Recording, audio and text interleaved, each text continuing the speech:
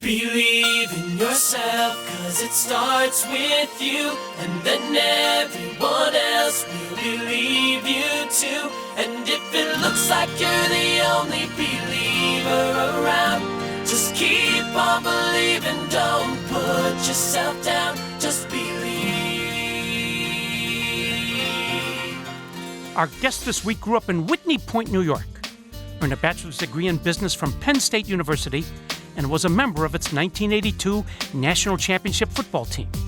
He joined Quicken Loans in 1993 as a mortgage banker and became its CEO in 2002 while transforming the mortgage industry.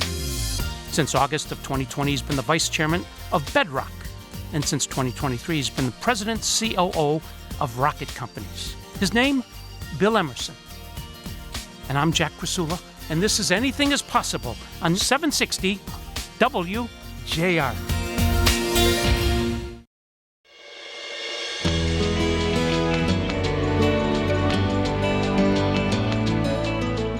I'm Jack Krasula. This is Anything is Possible. We're talking to Bill Emerson. We're neighbors. We are indeed, sir. Since 2020, he's been vice chairman of Bedrock, amongst many other things. Bill, welcome, an honor to have you. Thanks for having me. I appreciate it. Can we start by talking about your childhood, your mom and your dad, please? Yeah, sure. Born and raised in upstate New York to Bob and Sylvia Emerson. My dad was from Endicott, New York, where IBM started. Mm-hmm. My mom grew up in a town called Silver Creek, New York, which is in the south of Buffalo. They met, I actually think they met teaching. My dad was a gym teacher and a football coach. My mom was a teacher for a while and then was a housewife. But grew up in a small town called Whitney Point, graduated from Whitney Point. I think you indicated that in the opening. Small town, lower middle income family. Dad was a high school football coach, had the opportunity to play football with him, but frankly grew up on the football field. I started being a manager of the football team at the age of 4, running around causing trouble until I was old enough to actually know what the heck was going on, and then started to enjoy it.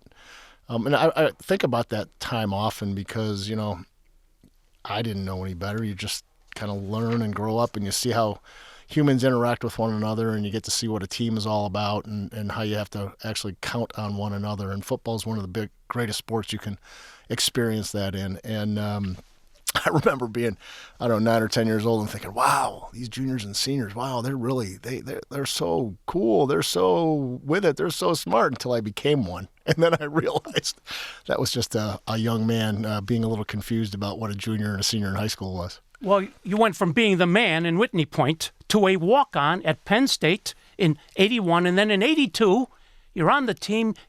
Penn State University, under Joe Paterno, wins the national championship. Talk about Coach Paterno. Well, it's interesting. I did have the opportunity to walk on at Penn State. Actually, my dad was a grad assistant at Penn State in the late 50s and knew Joe. And so that probably had something to do with the ability to walk on. But, Joe was exactly what you saw. He was he was a football coach. He was an incredible manager of practice time. Truly prepared, probably better than any coach I'd ever seen. Practices were by the minute. We didn't run sprints at the end of practice because we were consistently and constantly moving all practice long. And, he was one of those guys that believed in kids going to class. He built a program that was like any other program in college football.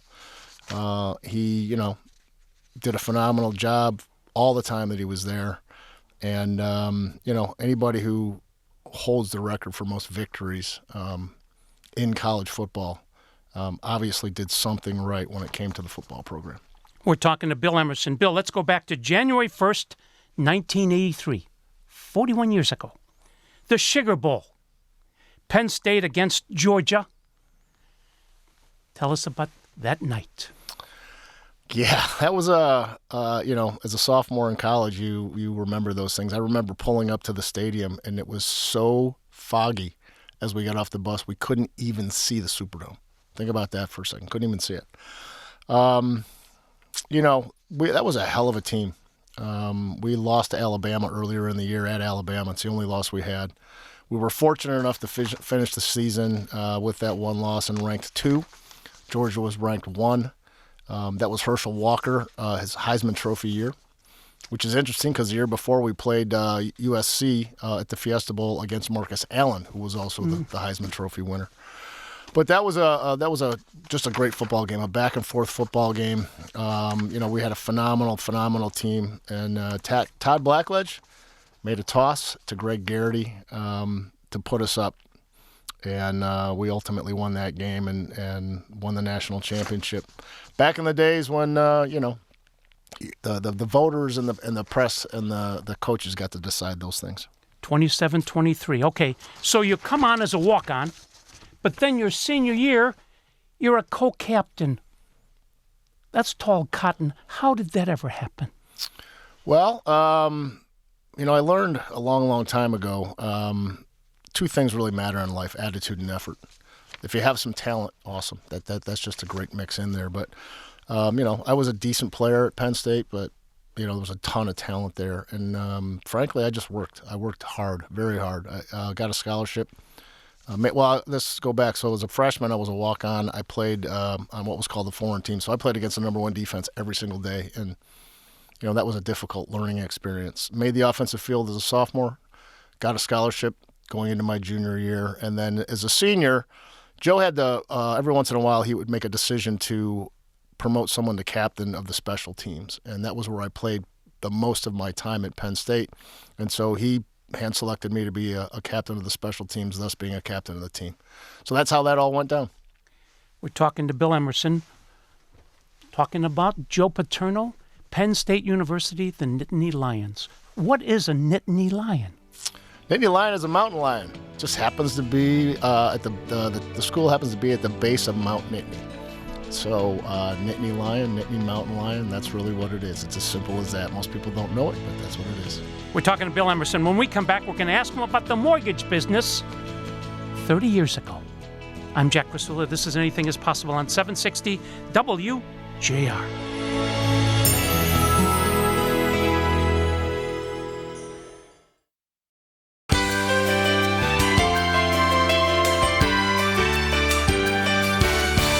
This is Anything is Possible. I'm your host, Jack Krasula. We're with Bill Emerson. In 1993, Bill, you joined Quicken Loans as a mortgage banker. Talk about the mortgage industry back 30 years ago. Yeah, so the company was actually Rock Financial at the time that I joined it. Very small company. When I got hired in, we had 25 loan officers in the company and about 100 people. It was a small mortgage company. It had been a mortgage brokerage, but it had received its license to be a mortgage bank, which meant that you could, underwrite and fund your own loans. We were just the typical mortgage company, going to meet with realtors, trying to generate business that way. But honestly, early on, Dan was already an innovator. He was advertising mortgages on the radio. And we would show up on Sunday mornings and take phone calls and have an opportunity to be able to interact with consumers that way. It was, in some cases, in a lot of places, similar to what it is today, but not the way that we do business. We decided a long time ago that brick and mortar and feet on the street wasn't the right way to really go and scale this business. You mentioned Dan Gilbert. Iconic for this town, for this industry. Tell us 1 or 2 things that most of us don't know about Dan Gilbert. Wow. That's going to be hard. I mean, I think, Dan's been a fairly public individual for quite some time. I remember the early days when, we had 25 loan officers and we would have a sales meeting every week and Dan would run the meeting. When I first joined the company, we had 2 weeks of training, and Dan was actually part of the training process. He was just a very hands-on individual and cared deeply about the people in the company and deeply about doing it the right way. He ultimately started thinking differently about how things needed to be done. And I remember when he came to me in 1995 and asked me if I would pilot this program called Mortgage in a Box. And that's how we started to do what you would consider today direct-to-consumer mortgages over the phone, over the internet. It was over the phone at that point. But he just had a unique way of, and I think about this often with Dan. A lot of entrepreneurs are successful at building a company to a certain stage, and they can't take it farther. Dan had the ability to do both, and he had the ability to interact with human beings, remain humble, and make the right decisions that would be best for the people that he was building the team with, as opposed to necessarily what might be best for himself. You're being a little humble. That Mortgage in a Box, you were huge in that initiative. And also another thing was the call center concept. Talk about that. Yeah, well, that's the call center concept came out of Mortgage in a Box. So, I mean, Mortgage in a Box literally was us taking the mortgage application, which was a 4-page document, and turning it into what it was affectionately looked like a coloring book. We turned all of the spaces you had to fill in into a question and answer book. We would talk to a consumer on the phone. If they were interested, we would send them that book in a box. Literally looked like a pizza box. That was Mortgage in a Box. Folks would fill it out. They would mail it back. We'd give them the ability to do so. We would process it, underwrite it, and close it from there. And that was really the beginning of the call center business that we had. It developed, it grew, and it turned into what we then called a web center, because there were still mortgage bankers communicating with consumers over the phone, but a lot of the lead flow started coming to our website, originally called rockloans.com and then ultimately quickenloans.com after we got purchased by Intuit. Speaking of which, not many people know that you guys sold the business to Intuit and then you bought it back, pennies on the dollar, I think. Talk about that in and out. Yeah, we called it Operation Boomerang, actually. We sold in 1999, end of 99, beginning of 2000. Dan sold the company, Rock Financial, to Intuit. Intuit, as many people will remember, had a software called Quicken. It was a Quicken software. And Quicken had decided that they wanted to do mortgages, and they had a mortgage portal, for lack of a better term. They had 18 different lenders serving their 20 million Quicken customers, and they were doing a terrible job at serving those 20 million consumers. Intuit had a reputation for client service, and they weren't being served, so they went out searching for someone who might be able to do an end-to-end process for them. We had literally built a website about 6 months earlier called rockloans.com and had been in the direct-to-consumer business. So they certainly stumbled across us, and through those conversations with Dan, ultimately decided that we would be the platform they would buy. We spent 2.5 years with Intuit as Quicken Loans. We bought the company back on July 31st, 2002, and the rest is history. All right, we'd be remiss. Almost 4 years ago, Dan Gilbert had a major stroke at age 57. How's he doing today? Dan is doing well. I've had the opportunity to spend a lot more time with him over the last 9 to 12 months, given my transition back into the organization as the interim CEO of the public company and now the president and chief operating officer. Ever since the stroke, Dan has been plugged into the business and has been, mentally aware and able to do all the things he needed to do mentally. Physically, he's been working hard to get himself back to a place where he can get around and do what he needs to do.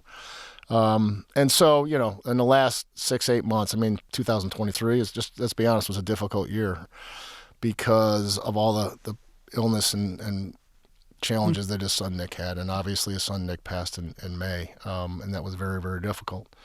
And I think, as Dan processed through that and started to come back into the organization again, he came in with an increased vigor and an expectation that he was going to do some more work around the company. Just happened to coincide with hiring a new CEO, Varun Krishna, which is the first time we've had a CEO that didn't start in this organization or grow up in this organization.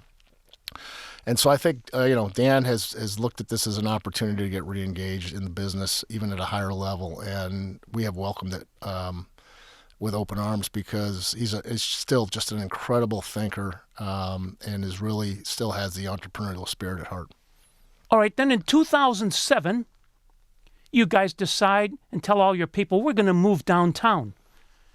Tom Wilson will tell you, back then, Dick Cheney could hunt for 2 weeks on Woodward and not even hurt anybody. That's Tom Wilson. How and why did you move everybody downtown? So 2007 is when the conversation started. And we were seriously considering building a building. And in August of 2007, the Great Recession hit. And the entire financial system almost collapsed. So we paused on the idea of coming down and building a building because it just didn't make any financial sense at that particular point in time. But the idea never left us. And Dan had been having conversations with Pete Carmanos about leasing space in what is now One Campus Marshes, was then the CompuWare building. And so we decided to do that. And we moved down here in August of 2010, brought about 1,500 people with us. We had many more than that out in the suburbs. And honestly, the real reason for that were twofold. One is Dan was a lifelong supporter of Detroit. His dad had been a small business owner in Detroit. He really cared about the city and wanted to be involved. And two, he saw it as an opportunity to bring the company together because we had locations in Livonia and Troy and Farmington, and we were all over the suburbs. And as he likes to say, one day I was talking to somebody and I was trying to ask them if they wanted to come to work here. And they said, Mr. Gilbert, I don't want to come and work and just look out over an asphalt parking lot. I want to be somewhere where I can, be involved in what's happening around the community. And that was a bellwether moment for him. And so as a result of that, we moved down here. I think early on, the folks that came down, they weren't quite sure. What did this mean? What was going on in Detroit? What could we really do? Could we affect the outcome? I never doubted it because I've known Dan a long, long time. And when Dan puts his mind to something, he's going to make the best out of any situation that he can. And you look at it now 13 years later, and a lot of progress has been made. There's still a lot to do. And so, we know we have continued work to do. But, with all of the investment that Dan has made as it relates to commercial real estate, all of the investment we as an organization have made in the city of Detroit, you tell me anybody else that's committed $1 billion of philanthropic money to a city anywhere in America. I can't find one, and that's Dan and Jennifer Gilbert. So the commitment is there, and it's been a hell of a ride for the past dozen plus years being down here in the city of Detroit. We're talking to Bill Emerson and speaking about commercial real estate in downtown Detroit. When we come back, we're going to talk about a company named Bedrock. And I'm Jack Krasula, and this is Anything is Possible on 760 WJR.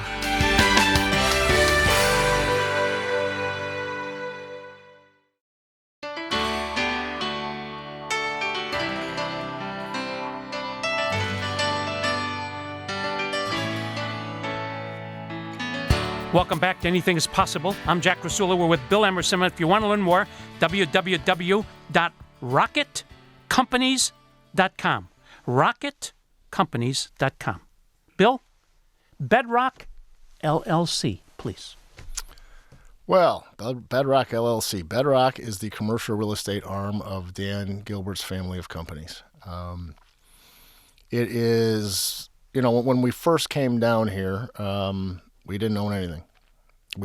Dan still had the belief in his head that he wanted to ultimately do something on the Hudson site. But as he would say back then, buildings became available. There was a sale on skyscrapers, and so Dan started to buy up buildings. And I think we started with the First National building, and then I've accumulated, I think, up to now probably about 100 different buildings in downtown Detroit.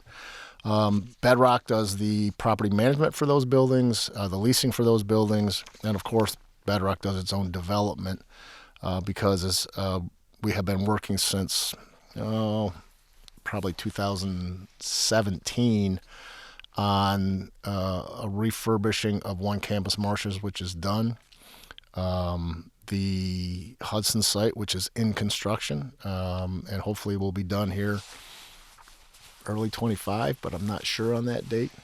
There's a Monroe site that still is to be developed, and then we just recently completed the Book Tower, which if you have not been to the Book Tower, you have to go check it out. It is probably one of the most iconic, cool buildings in this country. The work that we did to restore that back to its original design, the beauty of that building, what is in that building. There's some great restaurants, and some still becoming open. You can rent a long-term stay apartment there. It is just an absolute classic, and one that I think anybody that's involved with the city of Detroit and wants to be downtown should check out. Bedrock LLC, as you mentioned, 100 properties totaling over 19 million square feet. A lot of people say, well, Jack, they gave them the buildings for free. Friends, the man spent $1 billion fixing those buildings that hadn't been used in 30 years. All right, and then you mentioned the Hudson site. Mm-hmm. I think the investment there is about $1.4 billion. 2 structures. Tell us what it's going to be when it gets done. So one thing before I get there. Some of these buildings were, at the time, were purchased, let's say below market, because there was no market in the city of Detroit. But we put a lot of money into them. They had to be fixed up. They hadn't been worked on in forever. And there was no ability to finance a commercial building in downtown Detroit. So we paid cash for all of them. Ultimately, as a result of doing that and building up equity in those properties, we were able to actually start to bring back financing in the city of Detroit that didn't exist. That was directly 100% a result of the work that Dan and Bedrock did to acquire those buildings. I think that's an important thing for people to understand. Hudson's, it's north of 1.4, and I say this often because I think about that building. I think about what it's going to be. I think about the nature of Hudson's and what the site used to be and how important this is to Dan as a legacy to Detroit. And you won't hear many people say this, but I'm not sure there's another person in America that we're building this building right now except for Dan Gilbert. There's no return on this building for Dan. This is all about the legacy for Detroit. This is all about having an iconic building in downtown Detroit. And it is going to be a great building when it's done. There are definitely 2 sections of the building, the block and the tower. The tower will have a hotel. It will have condos. There will be first floor retail. There will be an event space in the block. It's going to be a really, really cool building when it's done. And hopefully it'll be a place that people will go to as they used to come downtown and go to Hudson's. They'll come down and go to this building if it's Hudson's or whatever it winds up being called once it's done. But it's going to be a fantastic testament to Dan and his will to help this city become the great American city that it once was and take it to new heights as we continue to move forward. It's still being built out. All right, let's go April 25th, 2024. The first night of the NFL draft, downtown Detroit. I heard there was a draft in Detroit. It's being, totally designed. Well, what are we going to see? Well, that's still a little bit TBD. The NFL is, they're a great partner, but they're also interesting to work with, and they're still we're trying to finalize everything and how the layout is going to be and what's going to happen. We know the main area is going to be in Campus Martius. Exactly what the footprint is still being figured out, but what it will be is a phenomenal event in downtown Detroit for residents all over the city of Detroit, and the ability to come down and be a part of this. And Bedrock is going to do everything they can to make sure that the surrounding areas around there have the ability for folks to see screens, even if they can't get right into the main area, so that they can really be a part of it, feel a part of it. And the biggest thing for us was to make sure that we could do it in a manner that would really affect small businesses in the city of Detroit and allow them to benefit from this. And that plan is coming to fruition, so we're excited about that. The Hudson site will be done 2025. If there's a young person or couple today that's talking to you and say, Mr. Emerson, we're thinking about buying one of those condos, but sell us on downtown Detroit in 2030. What will it be like? Well, it's interesting when people say, where will you be 5 years from now? I often go to people, I go, well, look back. I mean, ask yourself where you are today and where you were 5 years ago. Could you have imagined that then? So it's hard. It's hard to look into the future. What I will tell you is if you look back at the track record of from 2010 until now and the transformation that has happened in this city, we have people come to this city on a regular basis.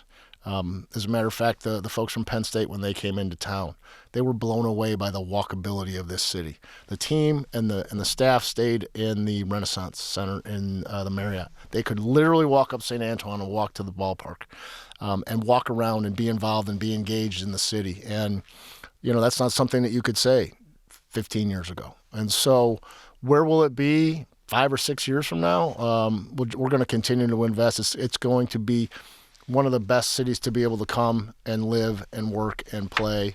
And we're going to continue to work on all the things that have to make that happen, including making sure that all the things that are going on in the neighborhoods that we're investing in are going to be continuing to help this city, the entire city. We're talking to Bill Emerson. If you want to learn more, www.bedrockdetroit.com. Bedrockdetroit.com. In 2005, Dan Gilbert bought the Cavaliers for $375 million.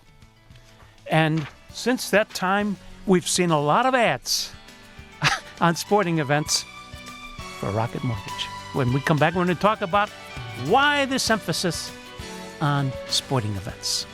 I'm Jack Krasula, and this is Anything is Possible on 760 WJR.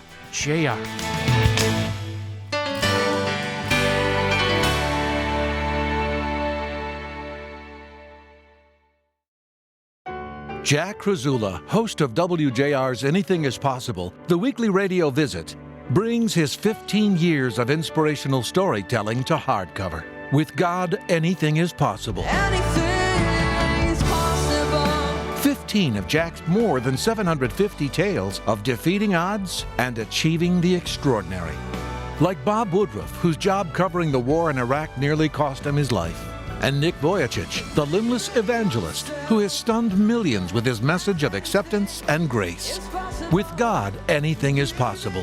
Order now while signed copies are still available at trustinusllc.square.site. That's trustinusllc.square.site. And as Jack says, Make it a great week, because with God, anything is possible. Spoholm. Anything is possible.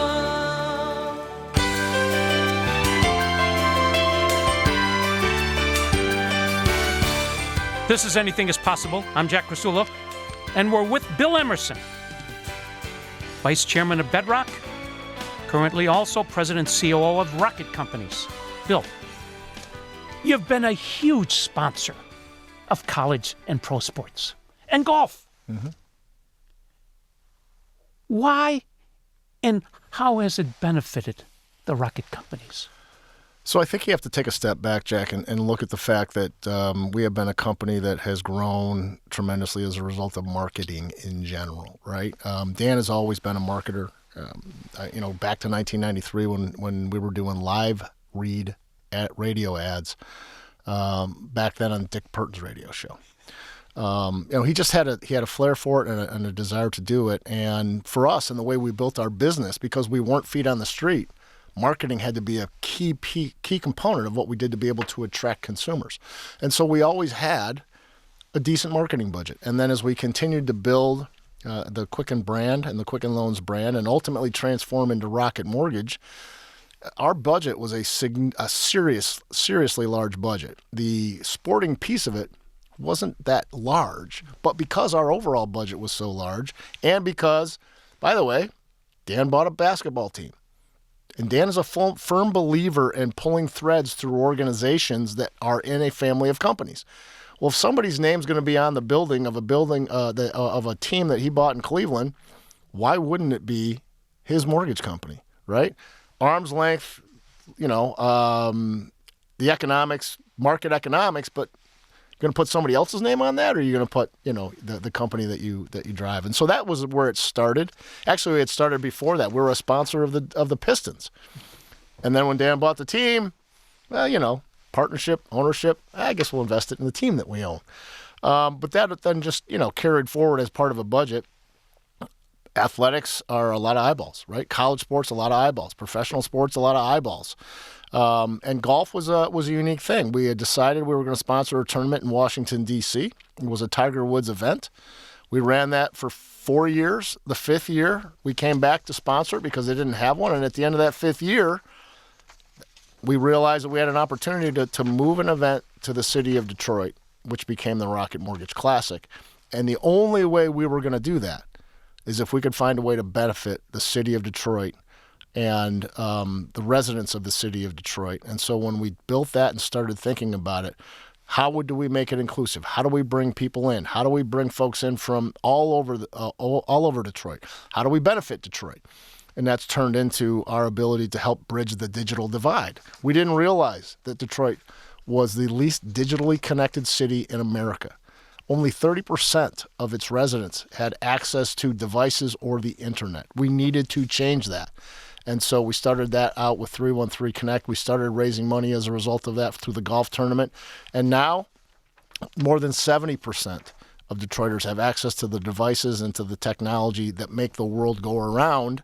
And that's in the last 3 years we've been able to accomplish that. So we're going to keep pushing it. We're going to keep driving it. But at the end of the day, most of the stuff that we try to do, we try to tie back into how does it affect the places where we live, work, and play. As you mentioned, 2019 Rocket Mortgage Golf Classic started at Detroit Golf Course. The first year was a Hallmark kind of movie winner, Nate Lashley. I think he was a qualifier on Monday. He was. He had lost his parents, all of that, okay? Then Bryson DeChambeau. Mm-hmm.